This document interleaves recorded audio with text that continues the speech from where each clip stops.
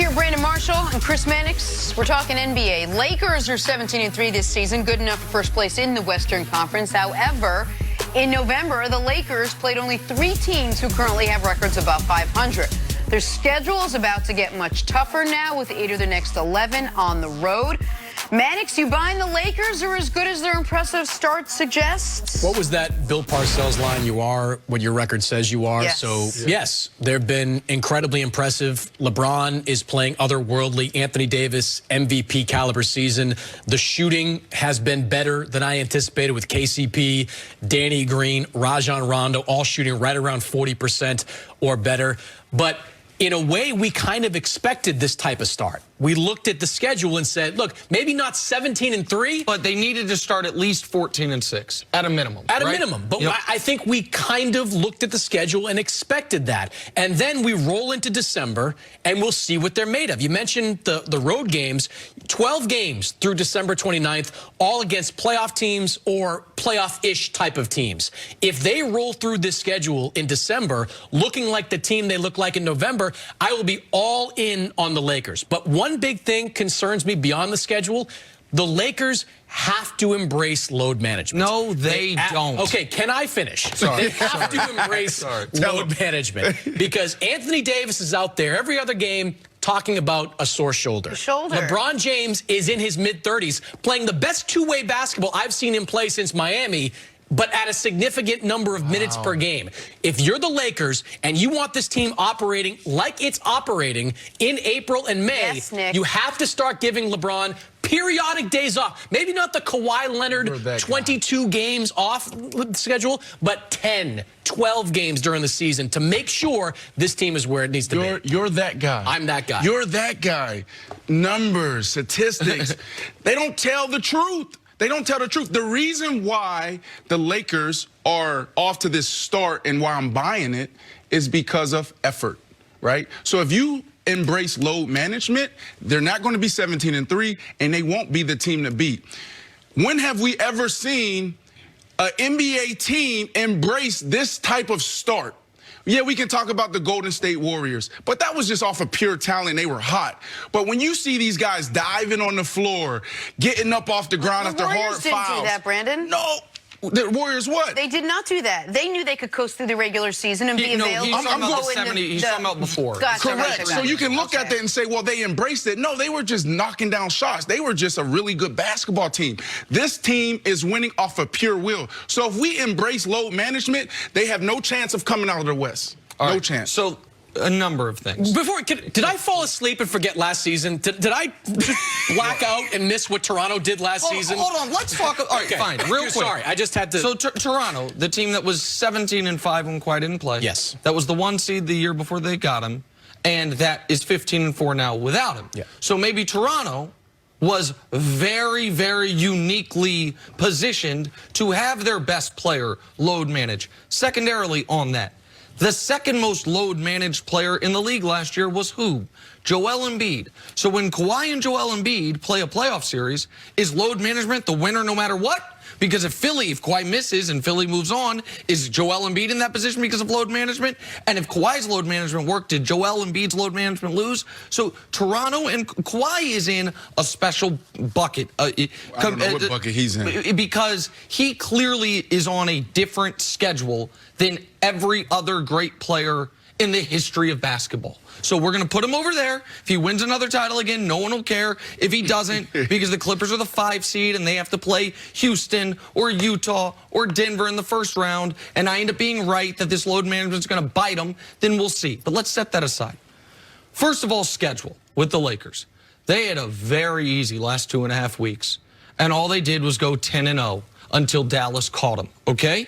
Second of all, it is so delicious to me that for a decade I heard LeBron is feasting on the East. Yeah. If he came out West, he wouldn't do it. And now all of a sudden, people are having to go to the Boise State argument. Well, what about the schedule? It's the damn NBA. Yeah. Every team plays the same schedule if you're in the West, give or take a game or two. There's slight, some teams play a team 4 times, other teams will play 3, but you play basically the same exact schedule if you're in the West as every other team in the West. And you're right. At Denver, at Utah, what they have tonight and tomorrow is the single hardest back-to-back, I believe, that exists in basketball. The elevation in Denver, the fans in Utah, I think that is the hardest back-to-back you can have. You could say at Lakers, at Clippers this year, but at least then there's no travel involved. You're in the same building. So we will see if the team with the best player in the world and the defensive player of the year and top 8 in offense, top 8 in defense is as good as it looks like they are. You're critiquing, you're saying that everybody plays the same schedule, and they do, but not yet. The Lakers haven't played that schedule. But it's been a quarter of the season. It's barely been a quarter of the season. So, yeah, it's been exactly a quarter of the season. It's 20. Okay, well, 20.5 would be a quarter of the season. They don't. So after the first quarter tonight, it will be a quarter of the season. I'm sorry, the first half tonight. But let me get to the load management thing though with the Lakers. What you are encouraging is awful for the sport. And it has to matter. LeBron is different. LeBron should not play all 82, but last time he did, he was so young. It was year 15. And what did he do in those playoffs? Oh, he averaged 34, 9, and 9.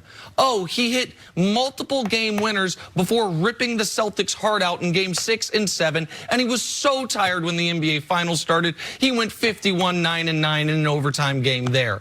So whether or not LeBron James is going to be able to handle the workload, all of his career says yes. Anthony Davis has a lingering shoulder injury.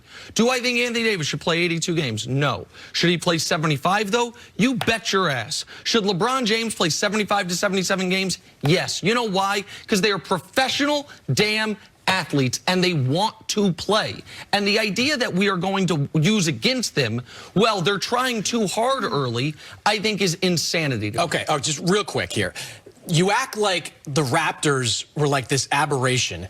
DNP rest was happening in San Antonio for years with Tim Duncan. And it worked. And it worked to the tune of multiple championships in San Antonio. The other thing, the byproduct of resting guys during the season is that the other players have the opportunity to get better. I think Pascal Siakam benefited from playing 22 games without Kawhi Leonard last year, being in a more prominent role than Kawhi without Kawhi in the lineup. So it enabled him, I think, to be a better player in the postseason. So if LeBron sits out some games, maybe that's more opportunity for a Kyle Kuzma to play a more prominent role. And maybe you drop to the 3 seed, and it matters. And the Spurs thing, everyone says it, and you know this, but for the audience, look up Tim Duncan's games played.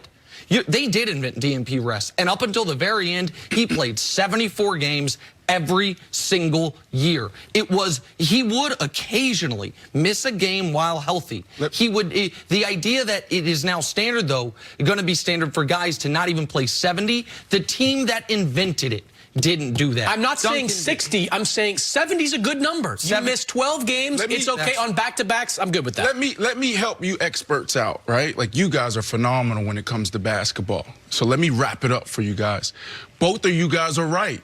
I agree with load management, but not for the Lakers. Why? Because the Lakers, they're not as strong. Let's go back to, I'm going back to Golden State. They were a team that they could participate in load management, right? Because they were that good. The Lakers aren't that good where they can take nights off. So to your point, man, these are professional athletes. They need the rest. They need to recover. That's 82 games. That's a long season. The NBA need to check that. You can miss 5 games. Fine. The NBA need to check that. But in this situation, if the Lakers want to win a championship, there's load management cannot be a part of their program. Harden's not load managing. LeBron's not load managing. The best players in the game, if they're healthy, are going to play at least 75 games this year, except for Kawhi, who gets to be on a special schedule. And because the team won the title last year, none of us are allowed to critique it. But listen, I'll take the arrows. It's bad for the sport, and thankfully the face of the sport and the best player ever at the sport won't engage. Well, the sport needs to fix it.